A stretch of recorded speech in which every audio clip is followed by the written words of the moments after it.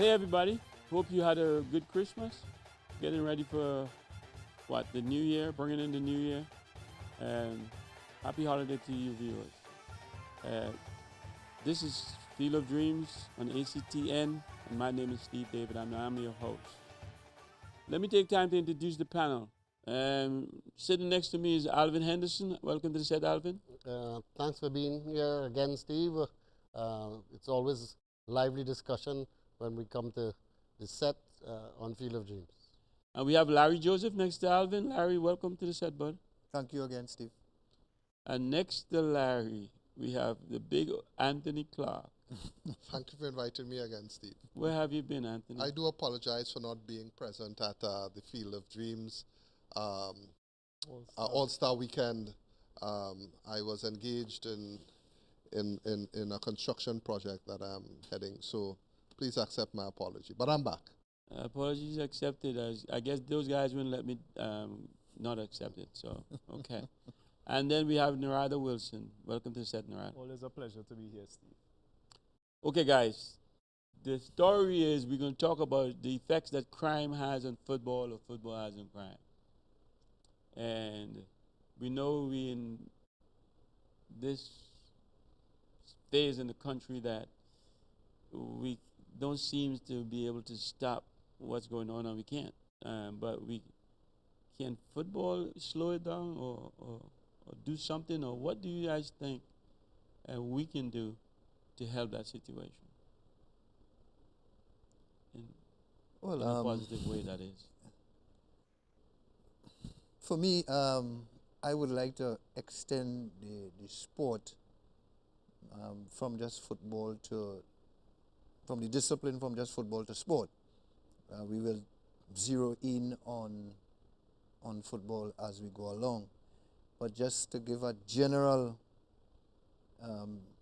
take from a personal perspective, to say that I believe that sport as a vehicle can make a huge contribution as a method of intervention in the whole psyche of crime in a nation. I firmly believe that. As to whether it is being done in our own scenario here in a very deliberate approach, I would say no. Coming down to the discipline of football, I believe that football could be the leading form of sport in Trinidad because it is the #1 sport in our nation. And because crime is being committed now by so many young men, ages that are the same ages where we would have been playing football back in the day. So it tells me that if football can be used in a very scientific and deliberate approach as a method of intervention in crime in Trinidad and Tobago, I'm certain that it can have a positive impact. We will flesh it out more as we go along. I just wanted to say that from the onset. That's how I see things. Right. And like growing up, it deter us from going down that track because, okay, we use football as something to use up our spare time and don't give us a lot of time to sit down and contemplate doing bad things. I want to put the perspective in totality. It's unfair. Yes, first and foremost, yes, I think football can be used as a method in terms of deterring youths from getting into a life of crime. But what happened in our time in terms of the availability for us as youths to get into crime? I mean, back in the day, our crime was going in somebody right yard and picking 2 mango. Right? That was our crime. Today, you have so many other opportunities and viable opportunities, meaning that someone can earn a living off of crime. I think back in the day we had our communities were more closely knit. Parents used to look out for the neighbors' children. You had it was a different time, right? Let's just put it right like that. We didn't have the availability of the widespread drugs. We didn't even know anything about cocaine or crack or anything like that back in the day. We didn't hear about heroin. We didn't hear about so many other drugs. You have so much avenues now for crime. So yes, it can help. It has to be a scientific approach in terms of how you deal with it, or how you use sport on a whole and football in particular to help the youths move away from that life.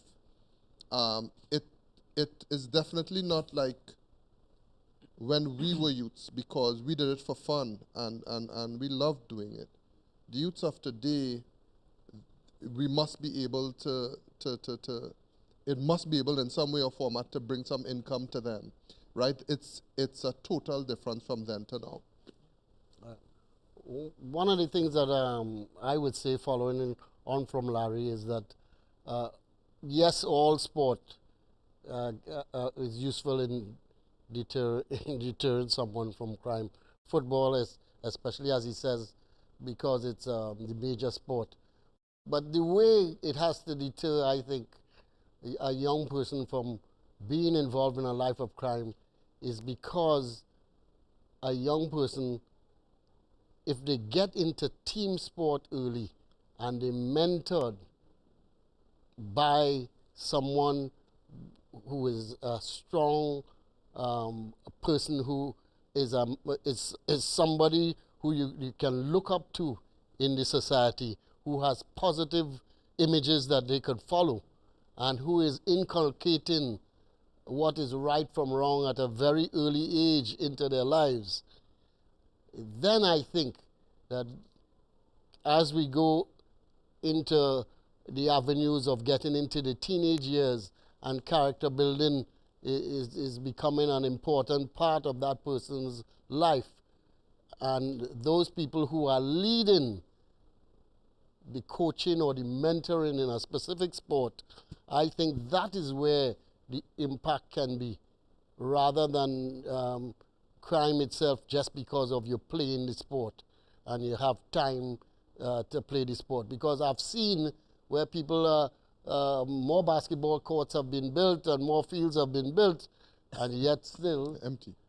they're empty, and there's no there are no people being mentored or coached, and there's no program of character building in that community to make sure that the youngsters stay away from crime. So it has to be along with a character building process that is usually done by a coach or a mentor in that community, so that they can keep the youth or inculcate, value system in that group of youth. And Larry, you mentioned young boys, but I'm seeing a lot of young women too getting into a life of crime that should not be a major part of their lives at all. And so I would specifically say coaches, mentors, that's where I feel the place that we should emphasize to try and keep kids away from crime. I think, we have seen the studies that say, it is a good vehicle for deterrence, but there's also some studies done in England that showed over the years of implementing sports in, negative communities or communities, hotspots, or what we call them, there hasn't been that much change in the young men. You're seeing a lot of the groups of guys still going into a life of crime. And I think what was one of the deciding factors is that most of these initiatives always go into the communities and leave. They are not permanently fixed into the community. And I think just as Doc is speaking about the coaches or the mentors or even the players, the athletes, tend to, when they reach a certain standard, they remove themselves from those communities, which, for want of a better life, but what it happens is that the young kids growing up don't have a day-to-day interaction with seeing what the positive side of football could bring. But the persons in the negative side of the crime and stuff like that, they remain in these communities. So they're there helping build the communities. They're there having interactions with the young men day to day. They're there benefiting themselves and showing that the benefit could now spread to others. And, you know, for football or sport to really be taken seriously, what it would require is a holistic change. Some of the guys who happen to be doing well in sport, in football, would need to somewhat remain in the community, better their lives. You know, you could have the material stuff, but also to have the interaction day to day, and for these programs to be fixed constantly, because you could have the facilities, but if you're not going on the court and a possibility of a legend or a present footballer seeing you, and that is what happened long ago. You all had interactions in communities where the guys that you looked up to happened to be walking down the street, or he would be on the savannah training, or you yourself would, you know, be that person to somebody else. And I think we've lost that connection, and that is why it's easier for them to go into the life of crime, because sport just comes in for a few months or weeks and then it leaves. Yeah, you find mostly the recreational footballers are the ones I think would fall off the wagon, and not the ones who look like there's a future in football for them. Do you think so or no? Well, I haven't been able to make an assessment like that, but obviously just looking at it from a citizen of Trinidad, a person who resides in a community, what's very instructive, of course, is the common denominator with youth committing crime or being involved in crime is problems at home, lack of parents in the home. Well, we all know that there is the absent father, and even when there is a single mother, what the mother does doesn't really lend itself to too high of a moral upstanding. Let's put it that way. And so the negative elements in the community is what is left to control or to bring up and to shape this youngster.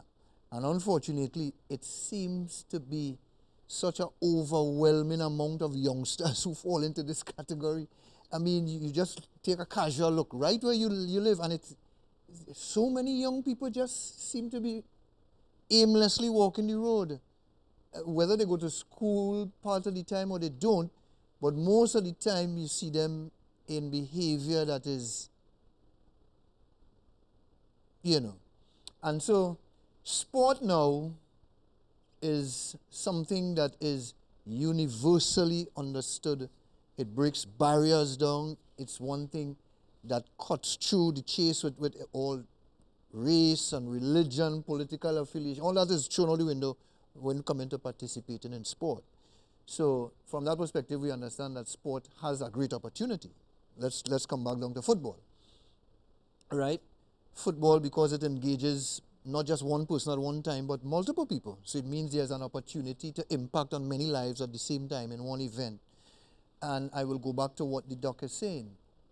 The people who carry on these football events, whether it be in academies, whether it be in the minor leagues or the youth leagues, whether it's in small goal and they're playing, these youths who are participating in their makeup, they're really searching for some adult who would stand out from the status quo and say to them, you know, this is what you should be aiming at, to be a citizen who can make a meaningful contribution to the community, and as the case may be. But when you look around, there isn't much of that adult. Sad to say, even coaches who have teams in the community, some of them, in terms of their behavior, is so disappointing. The way they talk to the children, after they coach them, the type of things they go and do for the children to see. Some of them even go smoke weed with the same players that they coach. So there's an absence of that adult/mentor that these children, these young boys and these young men can look at and say, okay, you know, this guy is showing me something different. And just put a doubt in their mind that this is not just the only way, there's an alternative. Sad to say, it also is back in the home, as I mentioned earlier, where there isn't even at that level where you have a parent who could command the respect of the children because they don't get it from the parent. Right. So the role of the coach or the role of the adult, even a regular adult in their community, has now taken on a bigger responsibility. Unfortunately, a lot of adults have been guilty of it for a lot of times, have just absolved ourselves from the responsibility of just being an adult in your community. Because we know long time being an adult in our community when we were young people, there was a certain respect that went to the person who was just an adult. But now, because of what's happening in our society, the adults are afraid to be an adult because they're afraid to be abused and to be cursed. You understand? The society has become so terrible.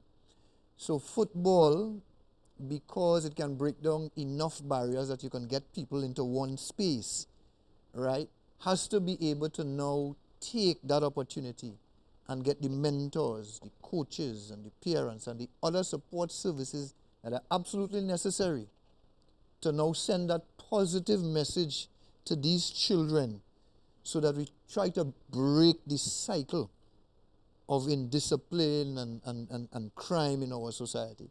It calls for a lot of effort, time, and resources, and unfortunately not enough people are willing to make those sacrifices. Yeah, but Larry, right, we're only speaking about football here, but right, solving this issue on crime is way more holistic than just right football and adult thing. You see, right, the ages you are speaking about are not really the formative ages for youth. Children learn between, Doc, what is it? What? 3 and 6? 3 and 6 years old. And if it is that football has to have an impact in the community on crime, it has to start at that age. It cannot start at the age where they are now 8 and 9, they didn't get proper schooling, they didn't have proper parenting, as you had said, and therefore, at that point in time in their life when they are now teenagers, it's now a situation of economics. I want shoes, right? My mother can't afford this. I have no father. I need to eat. I need this. It's now an issue of economics, and football is now considered just something that they will do for recreation. Yes, they could play for the community side and so on, and they might get a little thing, but football at that stage can do nothing for someone that has already been molded into a way of life that this is now their way of surviving. So if football has to do something about it, and you are saying that you're afraid to be abused, that is because the formative years, they won't train properly in those 3 to 6 years, that they'll learn respect, they learn this, they learn that. So at that age, no matter how much you adult, no matter how much the coach does what the coach could do, it's really now a situation of economics for that teenager who is now 17, 18, right, looking for a girlfriend, have to carry her out, and it's now a situation of economics. So yes, football can impact, sport can impact, but that has to start in the communities from a very, very early age. All right, we need to take a break, guys. When we come back, we will pick up where you left off. I like where the economics. I think economics has a lot to do with it as well. Viewers, we'll be right back after the short break.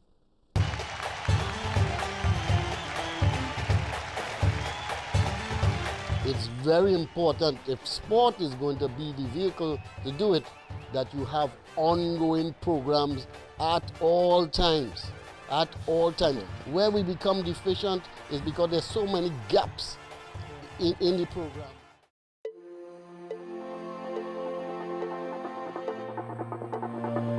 We are inspired.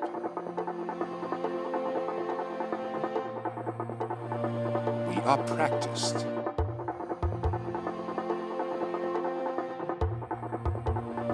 We learn.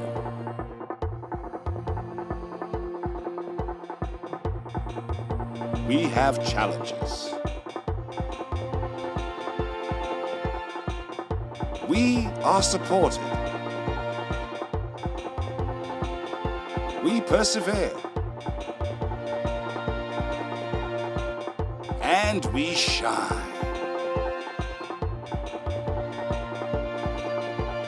This is our commitment to you.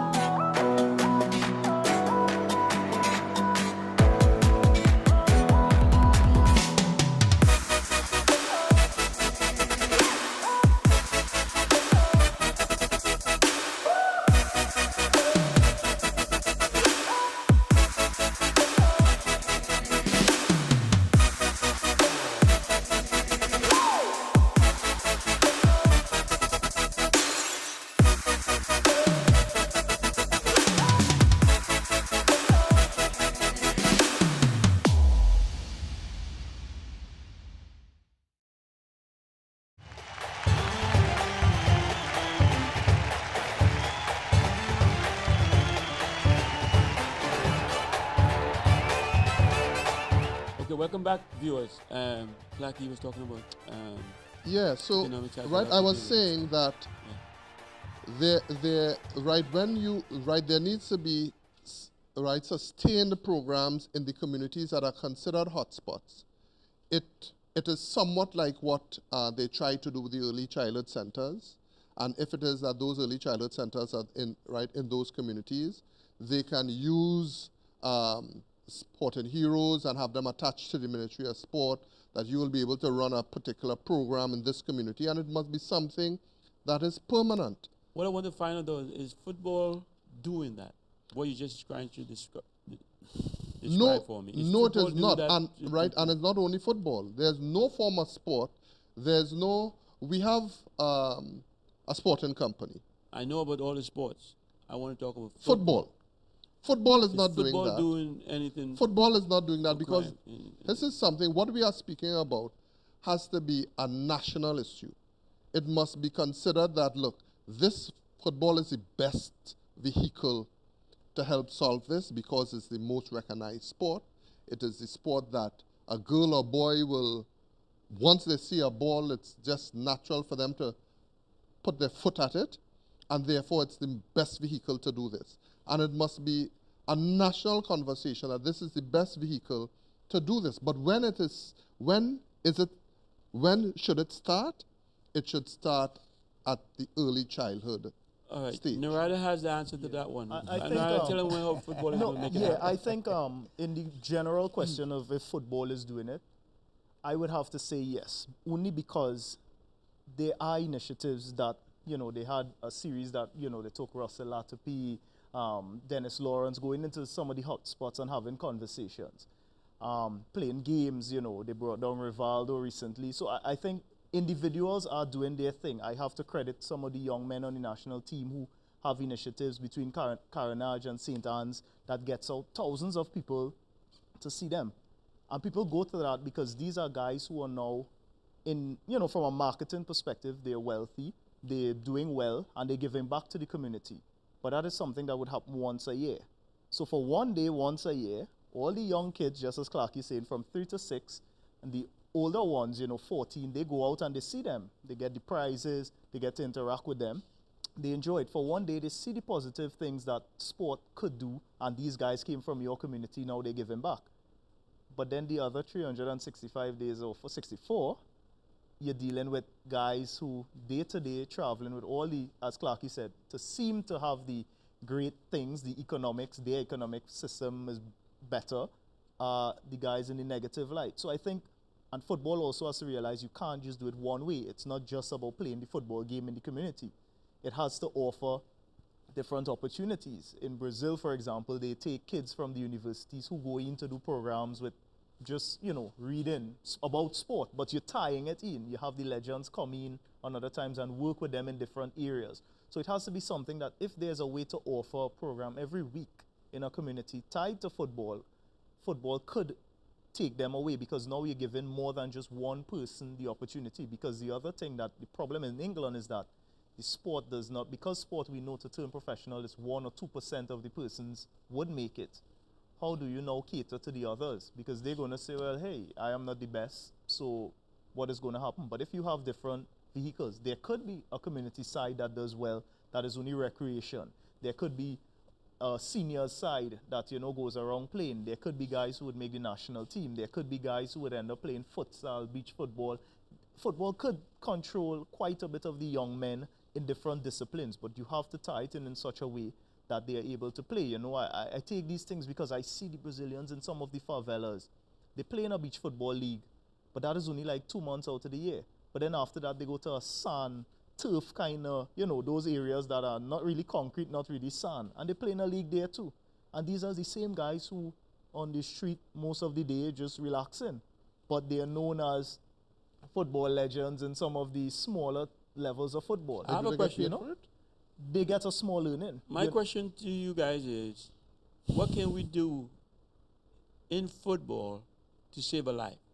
Do we have to add more minor leagues? What can we do to save a couple lives? Steve, I would say, and the primary reason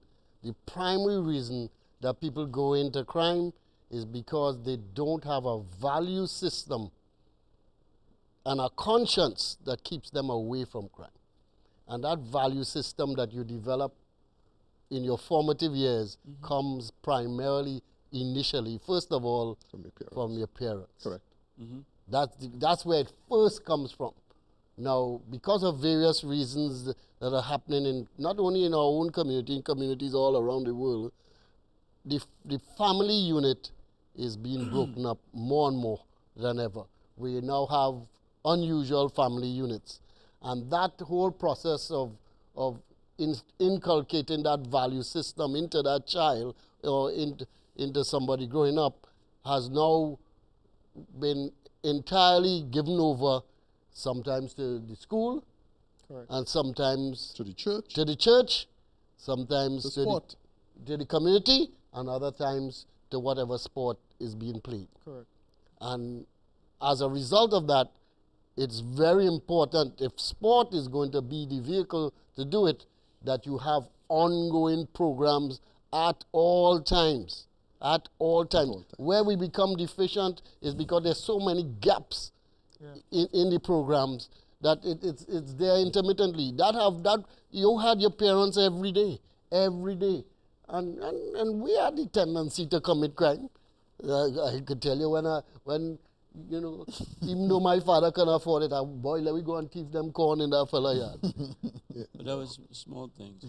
Small things, but those small are the things, crimes lead to big to bigger crime. ones, Who is there to correct you, to tell you that that is not the right thing to do? You know, and that is what needs to be done. On the other hand, a number of these programs, if you're running these programs the way they should be, and widening the pool of people in the community playing your sport, what it does, if the values are being carried over, what it also does is if you play sport on a regular basis, by the time you get home in the night, Tired. you can't commit crime. You only thief one corn. All you could do is, take a shower. Not even that sometimes, and you get in your bed and you sleep till the next What morning. if you have a gang league, just like you have a churches league, a gangs football league? At least for that hour, they're not committing any crime. Well, they might choose that time to rob each other, Steve. But I mean, but there has to be something. If we can keep them quiet for 1 hour, Well, watching? Wasn't that tried with the basketball league, It was. $1 million The basketball hoop of league? life. Oh, that was a gang league? Yeah. I didn't know that. No. I didn't know that. It came from your I mouth. think and to rightfully say what Doc said, when they tried it with that particular initiative, it ran, it was successful, And it it got stopped. the community, and it stopped. And Did then it slow after, down people started to ask why it stopped, because it tapped into an economic side of a lot of persons. So again, you gave Economics. them something, they held off a bit, and then it stopped. So now they have to either look for it elsewhere. So again, it has to be continuous, you know, and they always try, but it's for somebody's personal gain, and then it stops and when he gets what he has to get. I'm using that because they is an example of a group called Stories of Success, a basketball group. The individual is in the community, studied abroad, scholarship, played in the community, run it. So what happens is these guys go to school, they come home, he's there to interact with them. He carries the program to their schools, they come home, he's there to look out. So I have seen times where individuals will be walking, the pants is dropped low. 2 or 3 of them, one of the guys plays sport for the leader of the group. When he passes on the street, the guy say, hey, what's up? The guy pulls up his pants. Says, what are you doing? Pulls up his pants. Why? But you with 3 other friends who, they were doing it. But because that is the mentor, the guy who has been getting you to school, playing on the national team, that is what, you know, they tend to have a respect because that was instilled at a very young age. So he could never choose his friends who are doing the negative thing in front of the guy who basically, your parents, you know, your school, everything he's been supporting you on. We need more initiatives like that. I bet if you do a study in all the bad areas, how many football leagues or whatever they have there, I bet you they don't have any. No, agreed. And I was going to get to that. And Steve. I think if we do that, we could take care of some of the problems. Right, back in the day, we had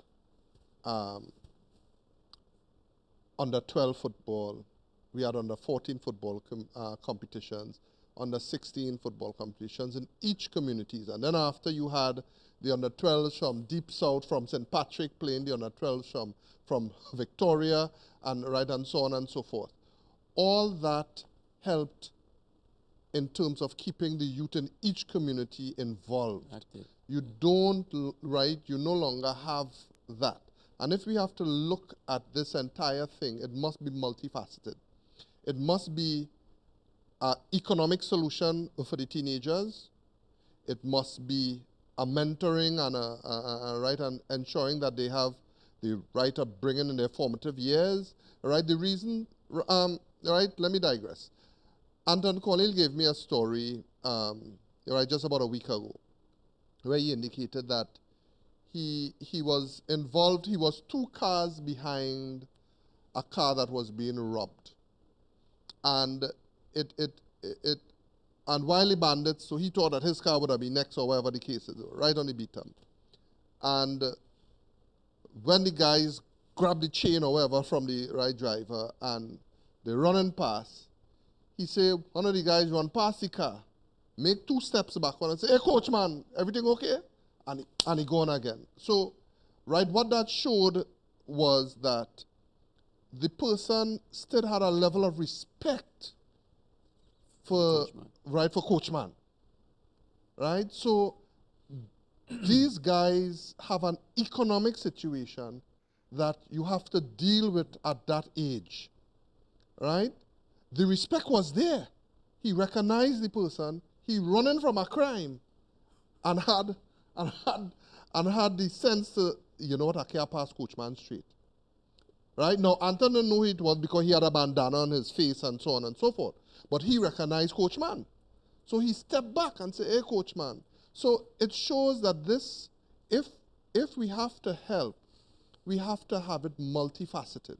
You have to have programs in the formative years to make sure that the new generation that is coming up do not follow the generation that is just before them. You have to deal with the generation just before them in terms of, I remember Australia has a school where, elite sporting athletes, and we tried that elite sporting program. And if you have this elite sporting program and you have guys from 8, 10, 9, 10, 11, 12, you put them in a special school where it is that they can deal with the sport because you see potential in them, but still get a bit of the academics. So you have that process that you can deal with that area. But for the teenagers and the ones going in out of teenage years, it is an economic situation that you have to deal with. There's nothing you can do by just having a league, and it is a league that is right, a voluntary league, and you win a trophy with a medal. That is not going to help solve the situation. So football in itself is not going to help solve the situation. It must have economics tied to it.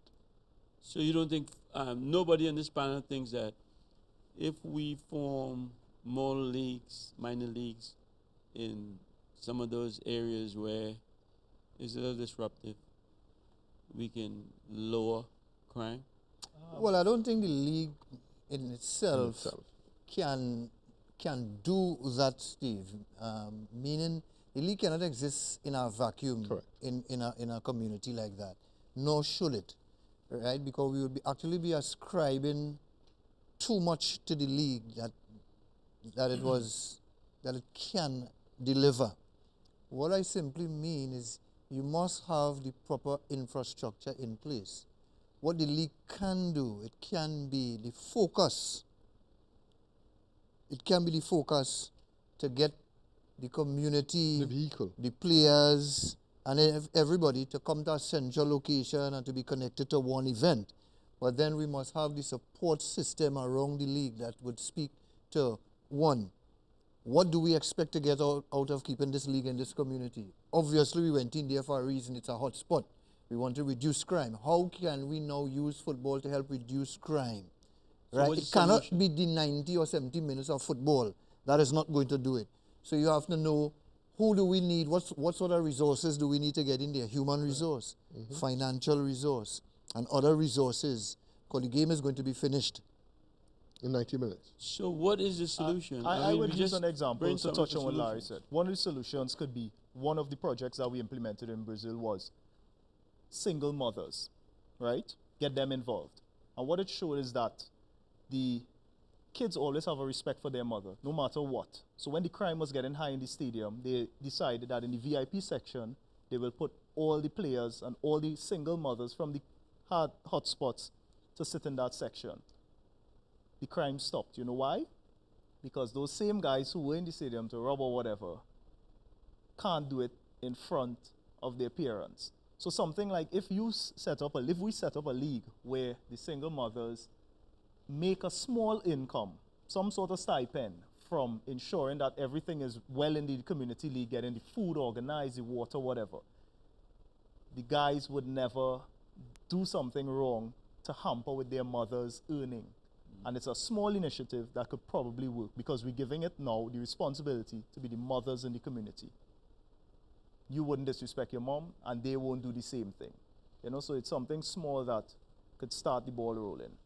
Okay, let's take a break now, and when we come back, we pick up where we left off. Viewers, we'll be right back after the short break.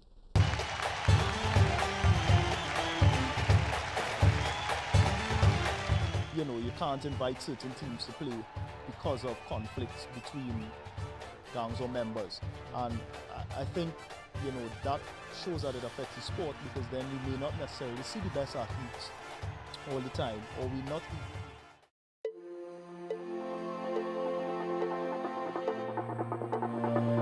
We are inspired.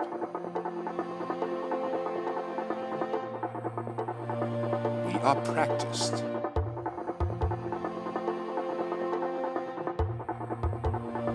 We learn.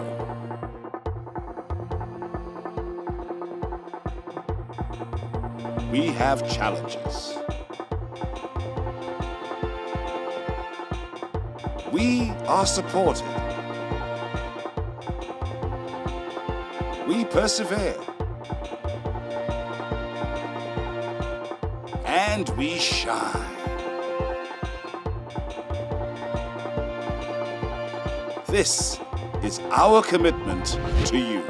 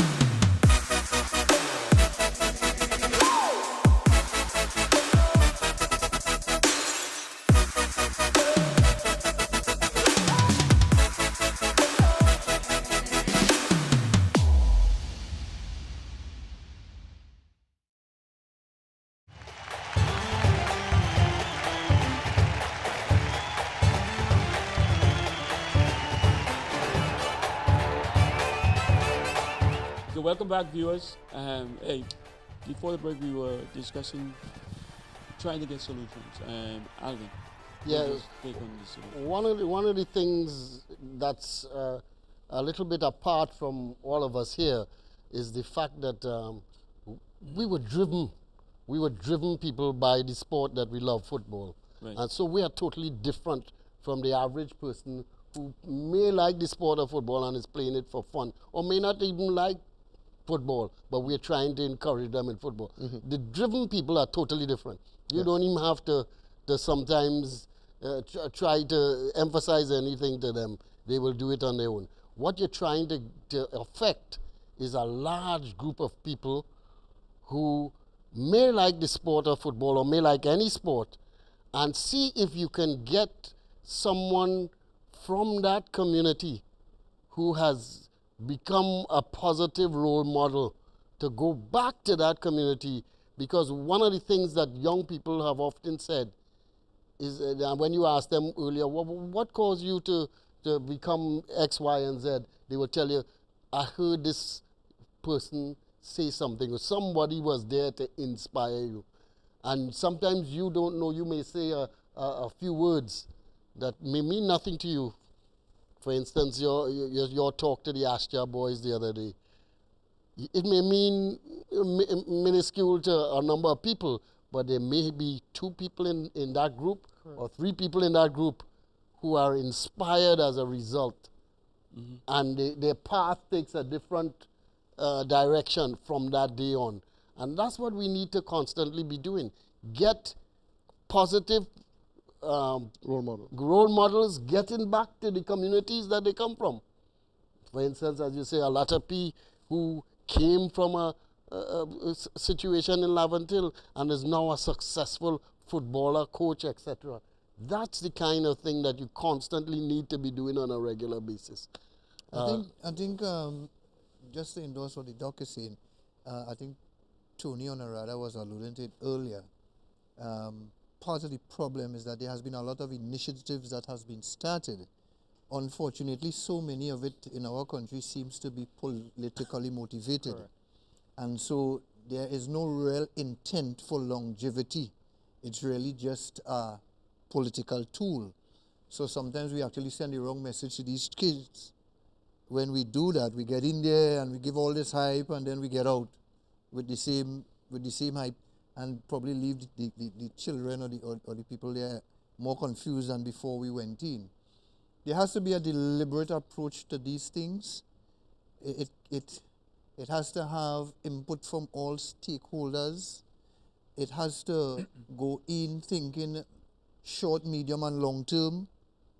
You know, you try to pick some low-hanging fruits in the early stages. You try to get some quick wins in certain situations, right? Because there are some people's situation where you need intervention immediately, and others a little differently in terms of the time frame. But we must have input and participation by a lot of stakeholders, both from a private perspective and also from a governmental perspective, which would involve, as we see, some of the icons from the community, some of those that have made it in the international scene, whatever sport it is. We may even go outside of sport and target people whose face is well known for whatever area they may thing in. And then you have to also remember in the community themselves, the breakdown of the family unit. So you need the support of all these stakeholders because they all play a part in the community. The community doesn't just exist in a sporting area alone, or just an economic situation alone, or just a political situation. They all exist with all of that in the holistic arena. All of that is part of the makeup of the community. So when we get in there, which is something we don't do now, we just go in with one of the stakeholders or 2 of the stakeholders, and we leave out the others, including the police and the firemen, the military, and all. You need all of these stakeholders to come in and bring their expertise to the table to try to see if at least we could put a dent in the crime, because you're really targeting individuals. That's what you're targeting, because the crimes are not committed by themselves, they're committed by people. So you need to make an impact on the people, through the people. Yeah. One of the things I I just want to add is that when I was in wearing my other hat, my medical hat, one of the things that we always used to look at is, where is your young audience the most captive? Where do they spend the majority of time? And they spend the majority of time where? In school and in the learning process. And if you want to educate young people about the benefits of the benefits of sport, or the negative, or try to rid them of the negative aspects of crime, you have to get at young people while they are in the learning Correct. process in school, and preferably in primary school. Correct. And that is where you're going to make the biggest impact. And Doc, I say even earlier than that. I say even earlier than that. All right, let me have I've got a question then. Does crime affect football? Like, for example, is our football being affected with the crime Yes, it situation is, that we Steve. have? And how? It is based on, right, football is generally played at night, and just by the crowd attendance, you will see, and right. You blame that to crime? I blame some of it to crime. But before we go there, Steve, I must Okay, go ahead. continue on Alvin's point. You see, that word education, we keep that in between walls. And right, there are people that can be educated in so many different realms of life. And when we don't see that some people can be educated through sport. They can become trainers, they can become physiotherapists, and it can start from there because their interest is in sport. But we carry them through what we call this formal education, learning this physics and chemistry and this and that, and maybe that's not where they are. I want to also go to the political economic situation, meaning this. I think the Ministry of National Security gets something like $5 or $6 billion. They're the largest chunk of money in terms of our annual budget. And there's nothing holistic in terms of what they're going to do with that budget. They do the same things over and over again, and they're expecting a different result. If you take $1 billion of that budget and put it into dedicated sporting programs, which football will be included in, and have continual sporting programs in these communities, it would not even cost the billion, but I'm just saying. And in terms of the return on investment, in terms of what it will bring, or what it will deter, would be significant, because one, you having a minor league in these communities and people getting stipends and so on and so forth, that could help ease the economic situation a little bit. You start in programs in the formative years, in the early childhood centers and in the primary schools, and you're ensuring also that sporting professionals also have a life after sport. They go and they learn the little training programs. How many qualified coaches we have? No. What are they? Why isn't the Ministry of Sport engaging them to go back into the communities that they come from with a salary to run programs that are constructive programs? Take some money out of that crime budget and put it into sport, where it is that you can have a real impact in the communities, instead of doing the same thing over and over again and expecting a different result. I'd just like to touch on what Steve was saying with the crime, if it's affecting sport. I think where I would say to some extent, yes, it's because a lot of the initiatives that they're individuals and even organizations, I noticed for the Olympic Committee amongst others, that try to have events, but you can't have the event in a particular area because a particular team who may meet up in the final can't really be there.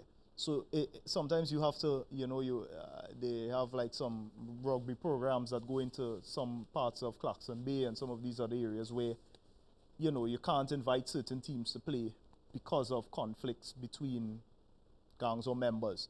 And I think, that shows that it affects the sport, because then we may not necessarily see the best athletes all the time, or we're not even able to get all the communities out and together. And how do we deal with something like that? Even some of the referees, I've heard in football especially, some of the referees cannot go to cannot referee certain games in certain areas. And if you're telling me that, you know, an official of a game can't go, then do we get the best officials? Sometimes we hear, I have heard of players who may have to be benched or not even summoned to play in a particular game because he's from a particular area and can't feature in that game. So it really shows if crime is touching into sport, into that effect, then we really, you know, we're not going to be showcasing the best talent, and then it may even hinder some persons in the future because they will say, I don't see any point in continuing because I am constantly going to be restricted at some point in time. Have we lost anybody actually that you guys know about around a football field or during a game or After the a game? Yeah. Yeah, I can't remember the name. And the was it the Cummins guy who got shot for a robbery? Was it the national Well, player? What's his name? the circumstances are still Yeah, it was unknown. was it football related? But we don't know if it was football related. But we can talk about Nathan Lewis. Nathan Lewis got shot out near a yeah. football field. From What about Fletcher? Fletcher, I was not going to say is Fletcher, another from Defence who Force. was a defense force.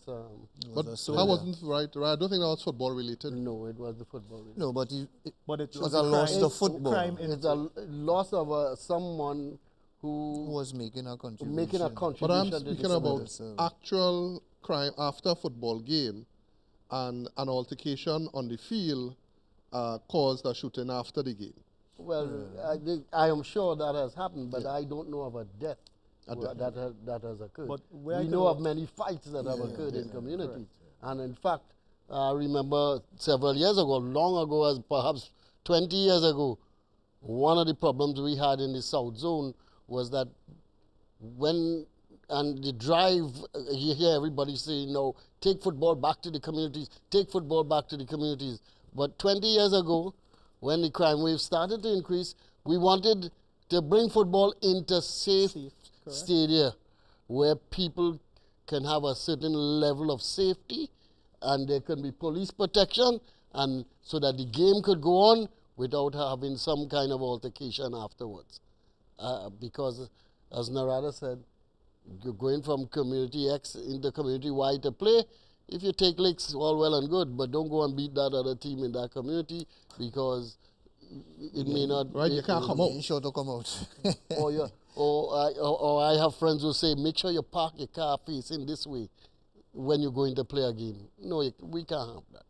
And that is why it was said as long as 15, 20 years ago, to move. back to the community has its advantages, yes, but it also has its disadvantages when crime is rampant in that community. Yeah, and I mean, back in those days, sorry, Narada, I'm finishing now. Back in those days, crime wasn't as bad as it is now. So, yeah, I mean, that's a major point you're making there, something to be considered. And I also think one of the things I believe is almost crime influencing also sport is that when we have some of these leagues, you know, minor leagues that I've heard of, I've bared witness to one or few, you know, some of the persons involved in the crime are actually the financiers directly to the athletes, the players, or even the teams. So when you have that happening, where a guy is playing for what he's going to earn from somebody in the negative spotlight, I don't know what, on the football end, football has to either come better than that for him to be persuaded, and that is unfortunate. But as Alvin said, you know, from the home, if he isn't capable of seeing that earning from X versus earning from Y, there's a big difference, and you know your morals and values are at stake, then you know you really just have to come better. But I think once football could touch into what usually drives persons, the finance, the power, popularity, these little factors, because it seems that the negative side is winning. Every front page has crime, every back page has crime, you know. So somehow or the other, it seems that that is what we need to promote. If at some point in time we stop giving highlights to that, they would reach a point where the negative persons would realize they're not getting what they need from it, because the more we show the school fights happening, the more they happen. They haven't discontinued with popularizing them or speaking on them or putting them in the papers. They've actually increased. But if we take it away and we highlight the positive guy, I don't see why they will continue to fight, because there's no, motivation. It can't be shared anywhere. So sport and football in particular has to be able to take what is motivating the young persons today, get into the classrooms, get onto the iPad, television, computer. We have to have things that stimulate their minds at a young age, but it would have to come from football. Does anybody have a solution to this problem? Guess not. Well, It has to be multifaceted. Yeah, that's right. It has to be There's no multifaceted, one and it has to be led solution. by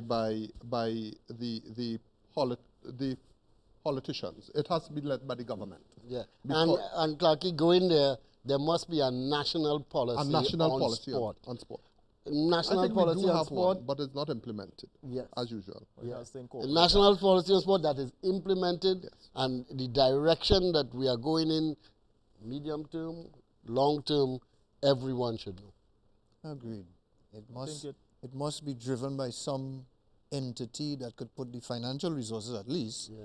I mean, the government would have that, right?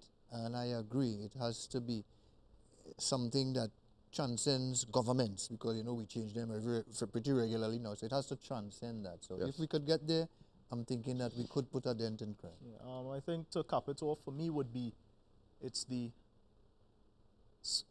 sport for all versus high performance sport. High performance sport is a very small group. It's dealing with elite athletes starting from a particular age going straight up. What we are trying to do to get football to be the vehicle, or for persons to have sport as the option to deter, it has to be for all. So once it's sport for all, it means it will touch different persons in different ways, and they would now make a choice. They don't have, as Alvin said, you don't have to end up to be a footballer.